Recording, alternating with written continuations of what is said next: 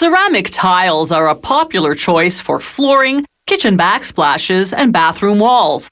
They can withstand humidity and won't absorb liquids or odors. They're also fireproof, fade-resistant, and stain-resistant. And no matter how much you walk on them, ceramic tiles never wear out. This factory specializes in wall tiles. Floor tiles are made using the same process, but a different composition of ingredients. The starting ingredient here is talc, a soft, powdery mineral. They blend it with 4 different powdered chemicals, the names of which are a company secret. The ingredients go into a mixer, where they're hydrated until they're 6% water to 94% powder. The mixer runs for precisely 12 minutes. Any longer would heat the mixture and dry it out.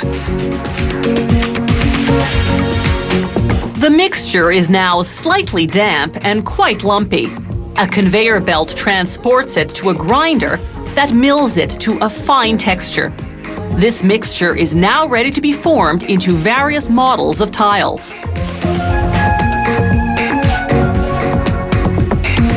The factory uses fully automated machinery to produce its 10.8 centimeter square tiles, a standard wall tile size.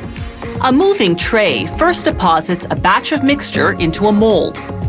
The mold's cavity is in the shape of 6 upside-down tiles. A press descends, applying both heat and pressure. This compacts the mixture into the cavity, solidifying the shape. As the press rises, the mold automatically pops out the tiles. They roll off the machine onto a conveyor belt. The belt now flips the tiles right side up without breaking them, which is quite a feat considering that these yet-to-be-baked tiles aren't fully hardened. The equipment is precision adjusted to handle the tiles gently at all production phases.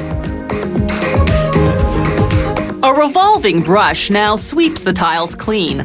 Their surface must be free of dust and other contaminants for paint to adhere properly. The factory uses a water-based paint that's specifically designed for ceramics.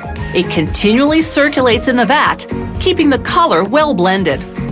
The painting process resembles an automatic car wash.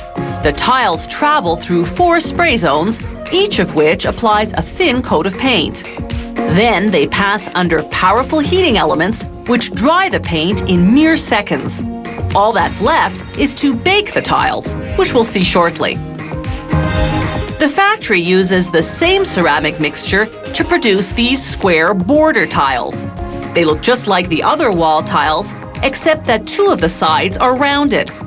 When you install a row of these border tiles above the regular tiles, the rounded edges produce a clean, finished look. While the factory uses the same painting process for border tiles, the molding process, as you just saw, is somewhat different. Rather than being fully automated, it requires some manual labor due to the tile's complex shape. That's why border tiles are often more expensive than regular tiles.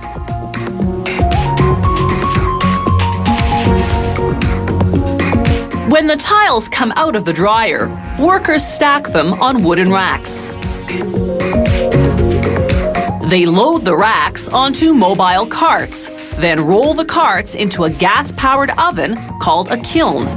This factory's kiln is 58 meters in length, longer than an Olympic-sized swimming pool, and large enough to bake some 50,000 wall tiles in one shot. The firing, as it's called, takes 14 hours. Any sudden changes in temperature could produce thermal shock and crack the tiles, so it starts out at 200 degrees Celsius, climbing gradually to a peak of 1,075 degrees, then descending slowly back to the starting temperature. After a cooling period that lasts roughly an hour, the tiles come out. They're now fully hardened and ready to have their back to the wall.